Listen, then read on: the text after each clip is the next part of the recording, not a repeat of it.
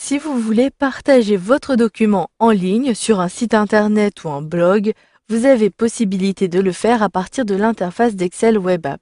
Mais attention, il est important de savoir qu'il y a une différence si vous avez et possédez un compte SkyDrive professionnel à partir d'Office 365 ou de SharePoint. Selon les autorisations de votre organisation, vous n'allez pas pouvoir toujours partager ce document en ligne en dehors des sites d'équipe. Pour commencer, sélectionnez le menu Fichier situé en haut à gauche. Puis, depuis la catégorie Partager, toujours depuis le volet de gauche, vous avez deux choix, soit de partager un lien avec d'autres personnes, ou soit d'incorporer directement un lecteur Excel Web App sur votre site internet ou sur votre blog personnel. Je clique donc à cet endroit-ci, ce qui me permet d'autoriser et de générer un code HTML que je devrai par la suite intégrer sur ce site. Je sélectionne donc Générer et automatiquement vous avez un nouveau pop-up qui apparaît et là, vous avez plusieurs éléments. Vous pouvez dans le volet de gauche décider des éléments à afficher et à droite, vous avez pour l'instant un aperçu. J'ai donc, si j'utilise la barre de défilement, un lecteur classique d'Excel Web App qui me permet de lire pour l'instant les différentes feuilles ici du document. Je clique sur Date et je retrouve même mon dernier onglet Commande qui me permet d'avoir des données supplémentaires.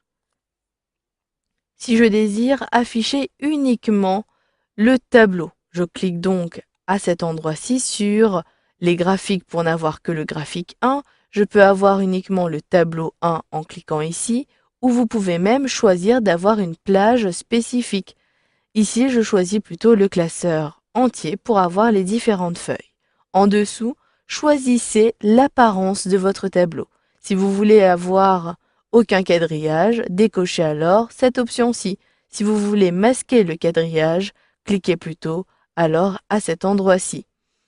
Ensuite, si vous voulez améliorer la lecture de vos différentes données, vous pouvez ajouter les en-têtes des lignes et des colonnes. Vous le savez, il s'agit des lettres en majuscule ABC pour les colonnes et de la numérotation pour les lignes.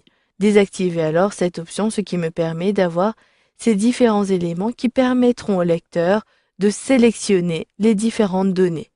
Vous pouvez également permettre à vos collaborateurs de télécharger ce fichier. J'ajoute donc bien le lien de téléchargement. Ensuite, pour permettre cette fois-ci aux utilisateurs, aux lecteurs, d'interagir avec votre document Excel Web App, ils pourront analyser les données selon leurs propres critères de tri ou de filtre. Cliquez alors à cet endroit-ci pour les autoriser à filtrer ou à trier. D'ailleurs, j'ai des menus déroulants qui sont apparus en supplément. Vous pouvez également toujours commencer avec une cellule spécifique. Je clique à cet endroit-ci et je désire à chaque fois avoir la cellule de la catégorie ici, chambre, qui est sélectionnée toujours. Je clique donc à cet endroit-ci, puis il s'agit de choisir les dimensions du lecteur. Pour l'instant, il s'agit de 400 par 300. Cela ne me convient pas. Cela n'affiche pas suffisamment de données. Je saisis donc à l'aide de mon clavier 500 et je désire avoir une longue feuille en hauteur. Je désire avoir 600, ce qui me permettra, si je clique à l'extérieur, d'afficher correctement mon graphique. Maintenant que j'ai modifié toutes les options, je retrouve dans cette zone-ci le code à incorporer. J'appuie donc sur les touches CTRL-C de mon clavier pour copier, ou même vous pouvez utiliser le lien disponible en bas à droite pour copier ce code. Maintenant que j'ai ce code en mémoire, il me suffit de me rendre sur l'administration de mon site pour coller ces éléments dans un nouvel article.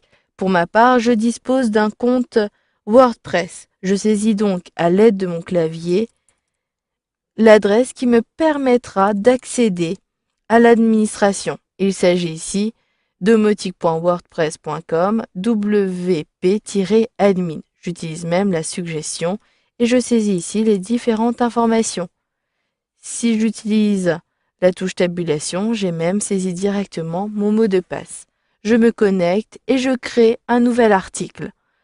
Pour créer un article, je sélectionne Article dans le volet de gauche, puis sur Ajouter.